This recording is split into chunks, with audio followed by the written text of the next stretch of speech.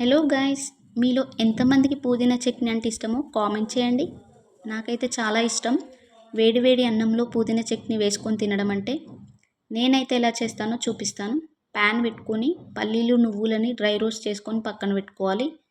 తర్వాత 1 table spoon oil వేసుకొని కొన్ని మెంతులు, ధనియాలు, జీలకర్ర, మినప్పప్పు యాడ్ చేసుకొని ఫ్రై చేసుకోవాలి. తర్వాత ఒక ఫుల్ వెల్లుల్లిని పొట్టు తీసి యాడ్ చేసుకోవాలి. ఇది కూడా ఫ్రై అయ్యాక కారానికి తగినట్టు సగం పచ్చిమిర్చి, సగం ఎండుమిర్చి యాడ్ చేస్తున్నాను. మీకు నచ్చితే మొత్తం పచ్చిమిర్చితో లేదంటే ఎండుమిర్చితో కూడా చేయొచ్చు. నేను కలర్ కోసమని 2 యాడ్ చేశాను. ఇవి ఫ్రై చేసుకొని పక్కన పెట్టుకోవాలి. తర్వాత ఇదే ప్యాన్లో 1 టేబుల్ స్పూన్ ఆయిల్ వేసుకొని బాగా వాష్ చేసి పెట్టుకున్న పుదీనా యాడ్ చేస్తున్నాను. ఇది ఒక 2 కట్టల వరకు అవుతుంది.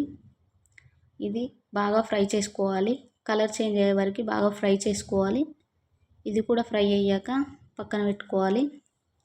మళ్ళీ ఇందులోనే 1 టేబుల్ స్పూన్ ఆయిల్ వేసుకొని కొంచెం జీలకర్ర వేసుకొని ఒక 4 టమాటోస్ని కట్ చేసి యాడ్ చేస్తున్నాను. టమాటోస్ బాగా సాఫ్ట్గా కుక్ అయ్యే వరకు ఫ్రై చేసుకోవాలి.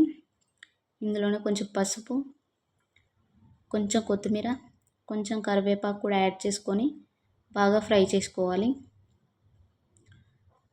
జ్యూసీగా అయ్యే వరకు ఫ్రై చేసుకోవాలి.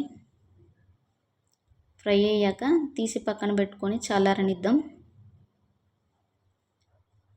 ఇప్పుడు మిక్సీ జార్లో మనం ఫ్రై చేసి పెట్టుకున్న పల్లీలు నువ్వులని ఫైన్ పౌడర్లా చేసుకోవాలి. ఇందులోనే పచ్చిమిర్చి కూడా యాడ్ చేసి కొంచెం సాల్ట్, పచ్చిమిర్చి యాడ్ చేసుకొని గ్రైండ్ చేసుకోవాలి. తర్వాత పుదీనా, టమాటోస్ కూడా యాడ్ చేసుకొని కోర్స్గా గ్రైండ్ చేసుకోవాలి. మరీ మెత్తడి పేస్ట్లా కాకుండా కొంచెం బరకగానే గ్రైండ్ చేసుకోవాలి. ఇప్పుడు చట్నీని పోపు పెట్టేసుకుందాం. ఒక కడాయి పెట్టుకొని 2 టేబుల్ స్పూన్ ఆయిల్ యాడ్ చేస్తున్నాను. ఇది చట్నీ కాబట్టి ఆయిల్ కొంచెం ఎక్కువగానే పడుతుంది. తర్వాత కొంచెం జీలకర్ర, మినప్పప్పు, ఆవాలు కూడా వేస్తున్నాను. ఒక 2 ఎండుమిర్చి, కరివేపాకు కూడా యాడ్ చేస్తున్నాను.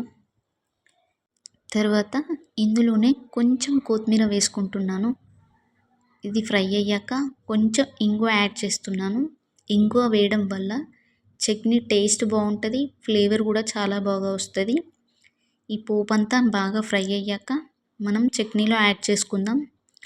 చాలా యమ్మీగా, టేస్టీగా చాలా బాగుంటుంది. డెఫినెట్గా ఒకసారి ట్రై చేయండి. ఎలా వచ్చిందో కామెంట్ చేయండి. అంతే ఇక వీడియో నచ్చితే లైక్ చేయండి. సబ్స్క్రైబ్ చేయడం మాత్రం అస్సలు మర్చిపోవద్దు. Thank you for watching my channel.